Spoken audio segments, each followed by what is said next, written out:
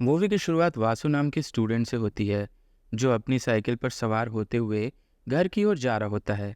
वो उदास मन से खुद से कह रहा होता है कि आखिर किसी का प्यार सफल क्यों नहीं होता। इंसान एक बार मर जाए तो कुछ दिनों के बाद उसकी यादें भुला दी जाती हैं, लेकिन अगर प्यार में धोखा मिले तो ये चीज़ जिंदगी भर आपको तड़पाती रहेगी।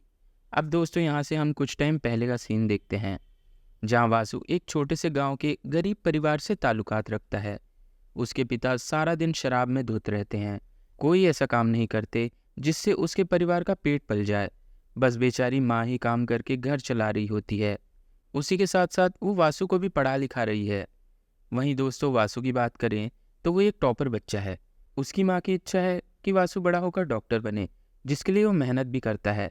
लेकिन दोस्तों के साथ मस्ती करना, ये आदत भी वासु के अंदर मौजूद है, और ये सारी चीज़ें इंसान को अपने लक्ष्य से भटका सकती हैं।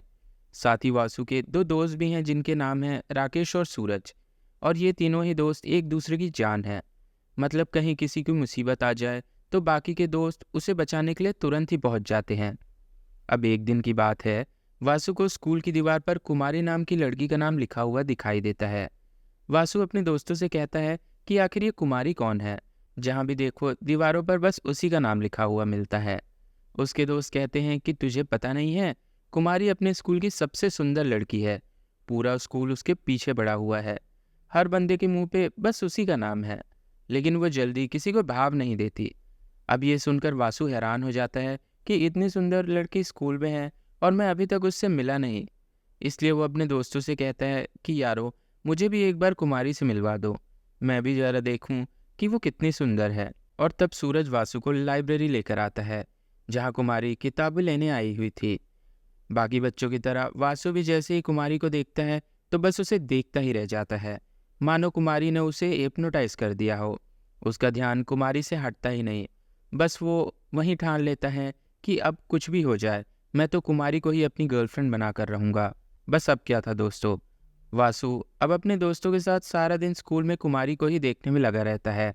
यहाँ तक कि जिस बस से कुमारी स्कूल जाती है, उसी बस से वासु भी जाना शुरू कर देता है, ताकि जितना वो कुमारी के करीब जाने की कोशिश करेगा, वो उसके नज़दीक आ पाएगी, जिससे हो सकता है कि दोनों में दोस्ती हो जाए, ऐसा उसे लगता है। अब ऐसे एक दिन की बात है कि सूरज कुमारी की सबसे अच्छी दोस्त सुधा से बात करने की कोशिश करता है। वो उससे कहता है कि वासु तुम्हारी फ्रेंड कुमारी से बात करना चाहता है, क्या तुम दोनों को मिलवा सकती हो। सुधा कहती है कि मैं बात करके देखती हूँ, कुमारी अगर मान गई तो ठीक है। अगले सीन में सुधा के कहने पर कुमारी वासु के पास आ जाती है और कहती है, सुधा ने कहा कि तुम मुझसे बात करना चाहते हो, बताओ क्या बात है। लेकिन बेचारा वासु इतना ज़्यादा शर्मा जाता है कि कुछ कह ही नहीं पाता। इसलिए कुमारी भी वहाँ से चले जाती है। दोस्तों, सूरज वासु से कहता है कि यार कितना मस्त चांस मिला था, उसे अपने दिल की बात कह देता, तेरे हाथ से ये मौका भी चला गया। वासु तो एकदम दीवाना सा हो गया था। सारा दिन बस कुमारी की तरफ ही देखते रहना उसका शौक बन गया था, इस उम्मीद में कि एक बार ही सही वो कुमारी का अटेंशन पा ले। लेकिन फिर भी कुमारी उस पर ध्यान ही नहीं देती। पर तभी एक दिन कुमारी के पास बैठी लड़कियां वासु के बारे में ही बात कर रही होती हैं कि वासु एक टॉपर स्टूडेंट है। कई लड़कियों ने उसको लाइन मारने की कोशिश की, लेकिन मजाल है वो किसी की तरफ आंख उठाकर भी देख ले। बस ये बात सुनकर तो कुमारी भी हैरान हो जाती है कि वासु सच में टैलेंटेड है क्या, और सभी को इग्नोर करने वाला लड़का मेरे पीछे पड़ा हुआ है। इसका मतलब साफ है कि वासु सच में मुझसे दोस्ती करना चाहता है। यानी कि वो उन लड़कों की तरह बिल्कुल नहीं है जो लड़कियों को अट्रैक्ट करने के लिए रोमांटिक लाइंस और लव लेटर वगैरह भेजते रहते हैं, ताकि लड़कियां उनके प्यार में पड़ जाए। इसलिए अब कुमारी भी धीरे धीरे वासु की तरफ अट्रैक्ट हो जाती है। बस ये देखकर वासु की तो निकल पड़ती है, उसकी खुशी का तो ठिकाना ही नहीं रहता। और इस तरह इनकी अच्छी दोस्ती यहाँ से धीरे धीरे आगे बढ़ती है। अगले सीन में कुमारी सुधा के हाथों वासु के लिए टिफिन भी भिजवाती है, क्योंकि तबीयत खराब हो जाने की वजह से कुमारी स्कूल नहीं जा रही थी। अब टिफिन देखकर तो वासु एकदम से खुश हो जाता है कि अरे वाह, कुमारी ने मेरे लिए टिफिन भिजवाया है, मैं तो इसे अकेला ही खाऊंगा, किसी के साथ शेयर नहीं करूंगा। अब लेकिन जब उसे पता चलता है कि कुमारी की तबीयत खराब है और वो स्कूल नहीं आ रही है, तो वो एकदम से परेशान हो जाता है और तुरंत ही कुमारी को फ़ोन लगा के उसे उसका हालचाल पूछता है। तभी वासु को उसके दोस्तों से पता चलता है कि राजू नाम के एक लड़के ने स्कूल की दीवार पर कुमारी के लिए कुछ गलत चीज़ें लिखी हैं, क्योंकि कुमारी ने उसका प्रपोज़ल रिजेक्ट कर दिया था। अब बस ये देखकर वासु का पारा एकदम हाई हो जाता है। उसकी इतनी हिम्मत कि उसने कुमारी के लिए ऐसे शब्द लिखे। वो तो गुस्से में राजू से लड़ने ही शुरू कर देता है, पर वासु के दोस्त जैसे तैसे झगड़े को रुकवा देते हैं। अगले सीन में जब वासु स्कूल में होता है, तब उसे कुछ स्टूडेंट्स आपस में बातें करते हुए दिखाई देते हैं। एंड उनकी बातों से वासु को पता चलता है कि राजू और कुमारी का मैटर अब खत्म हो गया है और वो दोनों अब रिलेशनशिप में आ चुके हैं। ये सुनकर वासु एकदम गुस्सा हो जाता है कि आखिर कुमारी मेरे साथ ऐसा कैसे कर सकती है। वो गुस्से में कुमारी को इग्नोर करना शुरू कर देता है, और इस बारे में जब कुमारी को पता चलता है कि वासु उसे इग्नोर कर रहे हैं, तो वो खुद ही वासु से बात करने की कोशिश करती है और उसे कहती है, अरे तुम्हें अचानक क्या हो गया है? जब मैं तुम्हें भाव नहीं देती थी तब तुम मेरे पीछे पड़े रहते थे, और अब जब मैं खुद तुमसे बात करने की कोशिश कर रही हूँ तो फिर तुम मुझसे दूर क्यों भाग रहे हो? आखिर मसला क्या है? वासु कहता है कि देखो, राजू अच्छा लड़का नहीं है, मैं बता रहा हूँ। मैंने सुना है कि तुम दोनों रिलेशन में आ चुके हो। ये सुनकर कुमारी कहती है, ये तुमसे किसने कह दिया? हाँ, ये बात सच है कि राजू ने मुझे प्रपोज किया था, लेकिन मैंने उसे थप्पड़ मारकर उसका प्रपोजल रिजेक्ट कर दिया। यहाँ तक कि उसकी शिकायत मैंने प्रिंसिपल को भी कर दी थी। राजू को तो मैंने इवन धमकाया भी है कि आज के बाद मेरे पास भी नज़र मत आना। अब हो सकता है कि इसी दौरान किसी ने हमें देख लिया हो, तो झूठी बातें बना दी और तुम उनकी बातों में आ गए। बताओ, देखो, तुम मुझे पूरे स्कूल में सबसे अच्छे और अलग लगते हो, इसलिए मैं तुम्हारे साथ टाइम बिताना चाहती हूँ। ये सुनकर वासु को तसल्ली होती है और वो खुश हो जाता है, और अब दोनों एक दूसरे से काफ़ी क्लोज आ जाते हैं। अब दूसरी ओर वासु के पिता एक चिकन शॉप से चिकन चोरी कर लेते हैं और घर आकर वासु की माँ को पकाने के लिए दे देते हैं, ये बताए बगैर कि वो चोरी का माल है। ये वासु के पिता की डेली का काम है, वैसे कभी घर से तो कभी बाहर से पैसे वगैरह चुरा लेना, ताकि उससे शराब खरीदने का बंदोबस्त हो जाए। वासु के पिता जब चिकन खा रहे होते हैं, तभी वहाँ पर चिकन दुकान का मालिक आ जाता है, क्योंकि उसको पता चल चुका था कि वो चिकन वासु के पिता ने ही चुराया है।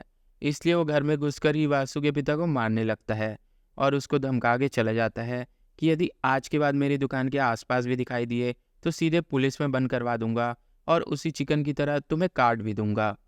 फिर पूरे गांव वालों के सामने वासु के पिता की बेइज्जती हो जाती है, और इस चीज़ का गुस्सा वो अपनी पत्नी को मार कर उतारने लगता है। ये देखकर वासु अपने पिता को थप्पड़ मार देता है कि सारा दिन तो आप नशे में धुत रहते हो और मेरी माँ जो मुश्किल से घर चला रही है उसी को मार रहे हो। पर अपने पिता पर हाथ उठाने से वासु की माँ उसी को मारती है, इसलिए गुस्से में वासु घर से चला जाता है। अगले सीन में वासु और कुमारी दोनों लाइब्रेरी में अकेले होते हैं। कुमारी वासु को अपने दिल की बात बताती है कि मैं तुम्हें पसंद करती हूँ, और ये सुनकर तो वासु के पैर जमीन पर ही नहीं टिकते। वे तुरंत ही कुमारी को प्रपोजल एक्सेप्ट कर देता है। इसके बाद वो दोनों अब ऑफिशियल तरीके से रिलेशनशिप में आ चुके थे। दूसरी तरफ वासु की माँ को काम करने के दौरान पेट में बहुत तेज दर्द होता है, इसलिए पड़ोस में रहने वाली महिला जिसका नाम साविका है उन्हें हॉस्पिटल लेकर जाती है। जांच करने के बाद डॉक्टर वासु की माँ से कहती है कि देखिए, आपको ऑपरेशन करवाना होगा, वो भी 10 से 15 दिनों के अंदर, वरना आपकी जान को खतरा हो सकता है और इस ऑपरेशन में करीब 25,000 रुपये लगेंगे।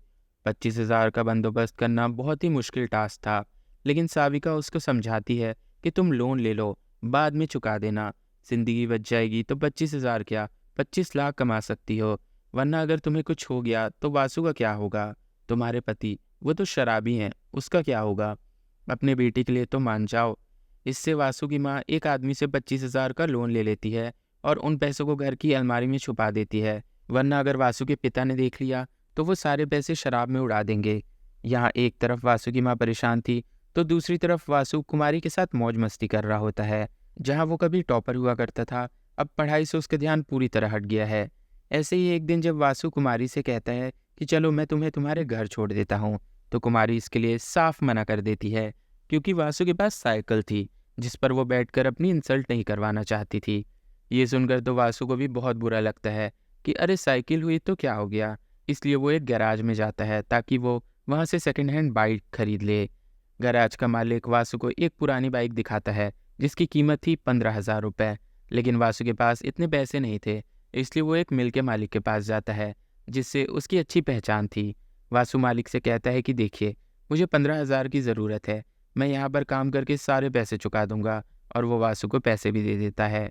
जिन पैसों से बाइक खरीद कर वासु कुमारी के पास आता है और कहता है देखो, अब मेरे पास तो बाइक भी आ गई है, अब चलो मैं तुम्हें घर छोड़ दूंगा। चलोगी ना? लेकिन कुमारी कहती है, पागल हो गए हो क्या?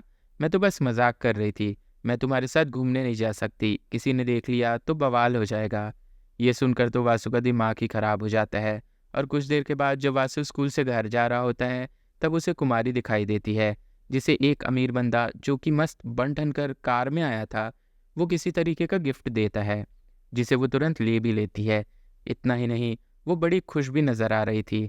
और अब ये देखकर वासु के गुस्से का ठिकाना ही नहीं रहता कि यार, मैं कुमारी के लिए इतना कुछ कर रहा हूँ, लेकिन इसको तो देखो, ये अनजान लोगों से बड़ा खुश होकर गिफ्ट ले रही है। वो रात को कुमारी को फ़ोन करने की भी कोशिश करता है, लेकिन जितनी बार भी वो फ़ोन करता है, लाइन बिजी जा रही थी। बस इससे वासु को शक हो जाता है कि शायद अब कुमारी का मुझसे मन भर गया है और अब वो उसी कार वाले के साथ रिलेशनशिप में आ गई है। इसलिए वो स्कूल जाकर कुमारी से साफ साफ पूछ लेता है कि बताओ, आखिर तुम्हारा उस कार वाले बंदे से क्या चक्कर है? इस पर कुमारी कहती है, यार कमाल है, हर छोटी छोटी बात पर तुम मुझ पर शक करने लगे हो। अगर तुम्हें मुझ पर भरोसा ही नहीं है तो ठीक है, ब्रेकअप कर लो। शायद हम दोनों एक दूसरे के लिए बने ही नहीं हैं। इतना कहकर कुमारी यहाँ से चली जाती है। और वासु को भी कुछ समझ में नहीं आता कि मैंने कुमारी को ऐसा सही कहा या गलत। तो वो उससे माफ़ी मांगने की भी कोशिश करता है, लेकिन कुमारी अब उससे बात ही नहीं करना चाहती। अगले सीन में वासु को कुमारी फिर से उसी कार वाले लड़के के साथ बात करते हुए दिखाई देती है, जिसके बाद तो स्कूल से बंक करके वो उस लड़के की कार में बैठकर चली जाती है। इससे तो वासु का शक यकीन में बदल जाता है कि इन दोनों के बीच ज़रूर कुछ ना कुछ तो चल रहा है। इसलिए वासु सुधा से आकर कुमारी और उस लड़के के बारे में पूछता है। तो यहाँ पर सुधा उसे कुमारी का एक कड़वा सच बताती है कि तुम्हें याद है, एक दिन तबीयत खराब होने का बहाना करके कुमारी स्कूल नहीं आई थी और उसने तुम्हारे लिए एक टिफ़िन भेजा था। तो असल में उस दिन वो उसी कार वाले लड़के के साथ घूमने गई थी। वो दोनों पहले से ही रिलेशनशिप में हैं। ऐसा कहना तो नहीं चाहिए, लेकिन हाँ, कुमारी तो कई सारे लड़कों के साथ घूमना फिरना पसंद करती है। वो कभी किसी एक की नहीं हो सकती। ये बात सुनकर तो बेचारे वासु का दिल ही टूट जाता है कि मैं तो कुमारी को अपनी दुल्हनिया बनाने की सोच रहा था, लेकिन ये तो कुछ और ही निकली। कुछ देर के बाद वासु के दोस्त उसको समझाते हैं कि यार ऐसा ही होता है, सुंदर लड़कियां अपनी सुंदरता के जाल में लड़कों को फंसाने का ही काम करती हैं, और फिर जब उनका मन भर आता है तो दूसरों के साथ हो जाती हैं। इसलिए भूल जा यार उसे। लेकिन वासु कहता है, नहीं यार, मैं उसे दिल से प्यार करता हूँ, ऐसे नहीं भुला सकता। मैंने तो उसके लिए सोने की अंगूठी भी खरीद ली ताकि उसे गिफ्ट कर पाऊँ। उसके दोस्त कहते हैं कि यार, पहले तो तूने ये बाइक उसके लिए ले ली और अब ये अंगूठी। सच बता, तेरे पास पैसे कहाँ से आ रहे हैं? देख, हमसे झूठ मत बोलना, क्योंकि वो मिल का मालिक हमें पता है बहुत ही कंजूस आदमी है। वो तुझे एक फूटी कौड़ी नहीं दे सकता, तो फिर तू ये पैसे लेकर कहाँ से आया? तब वासु कहता है कि मेरे घर की अलमारी में 25,000 रुपये रखे हुए थे, जिसमें से मैंने 15,000 की बाइक और 10,000 की अंगूठी ले ली। शायद माँ ने किसी काम के लिए रखे होंगे, लेकिन मैं बाद में डबल करके उन्हें दे दूंगा। माँ को 25 से 50 दे दूंगा। ये सुनकर उसके दोस्त गुस्सा हो जाते हैं कि भाई, ये तो बहुत ही गलत काम कर रहा है तू, लड़की के चक्कर में पागल हो गया है, ऐसा कैसे कर सकता है यार? तू अभी जा और ये बाइक और अंगूठी बेचकर माँ को पैसे वापस कर दे। वो कितना परेशान हो रही होगी। लेकिन उनके इतना समझाने पर भी ये बेवकूफ़ वासु ऐसा करने को तैयार नहीं होता।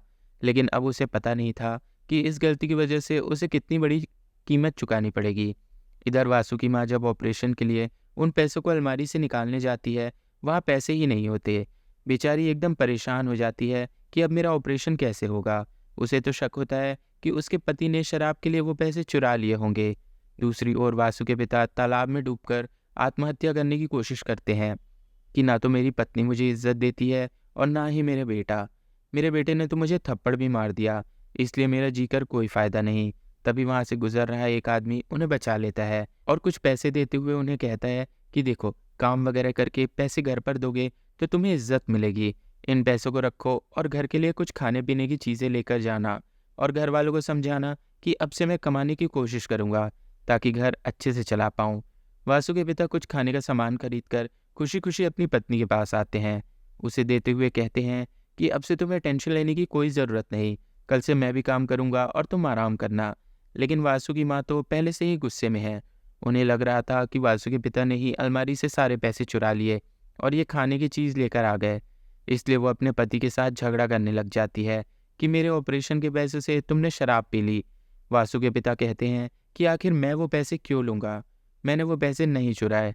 लेकिन फिर भी वासु की माँ को यकीन नहीं होता। अब जिसके हमेशा से ही चोरी करने की आदत हो तो उसी पर शक जाएगा ना। पहले से ही वासु की माँ अपने पति पर भरोसा नहीं करती थी और ये देखकर वासु के पिता अब गुस्से में हमेशा हमेशा के लिए उस घर को छोड़कर चले जाते हैं कि अब से मैं कभी भी इस घर में वापस नहीं आऊँगा। अगले दिन वासु फिर से कुमारी के पास जाता है। उसे वो अंगूठी देते हुए कहता है, देखो, मेरी ज़िंदगी में वापस आ जाओ। मैं तुम्हें खुशियाँ देने की पूरी कोशिश करूँगा।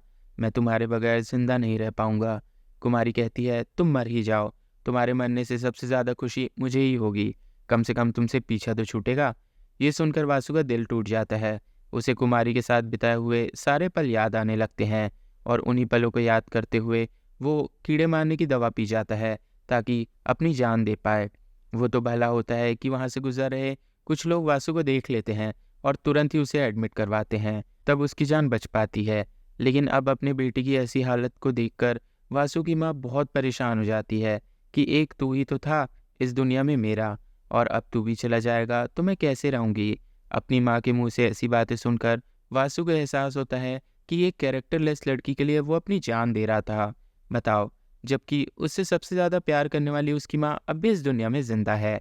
इसलिए वो कुमारी की सारी यादों को मिटा देता है। जिस दीवार पर उसने कुमारी का नाम लिखा था उस दीवार तक को केरोसिन डालकर आग लगा देता है, क्योंकि वासु ने अब डिसाइड कर लिया था कि अब वो मेहनत करेगा और डॉक्टर बनकर अपनी माँ का सपना पूरा करेगा। लेकिन दोस्तों, अब बहुत देर हो चुकी थी। ऑपरेशन ना होने की वजह से वासु की माँ अपना दम तोड़ देती है और ये जानकर वासु को एकदम सदमा सा लग जाता है। साविका उसे बताती है कि 25,000 रुपये इसने अपने ऑपरेशन के लिए रखे हुए थे, लेकिन इसके पति ने शराब में उड़ा दिए। वासु को अब जाकर समझ में आता है कि वो पैसे जो उसने कुमारी पे उड़ा दिए थे वो उसकी माँ के ऑपरेशन के लिए थे। वो रोते हुए गिड़गिड़ाते हुए अपनी माँ से कहता है कि उठ जा माँ, मुझसे बहुत बड़ी गलती हो गई, मुझे माफ़ कर दे। बस एक बार मुझे बेटा कह के पुकार ले, मैं समझ जाऊँगा कि तूने मुझे माफ़ कर दिया। बस एक बार उठ जा। लेकिन अफसोस, अब बहुत देर हो चुकी थी। अब वासु को एहसास होता है कि उसने बहुत बड़ी गलती कर दी और इसी इमोशनल एंडिंग के साथ ये मूवी यहीं ख़त्म होती है। दोस्तों, मिलते हैं आपसे अगली वीडियो में। ध्यान रखिएगा अपना, and finally thank you for watching.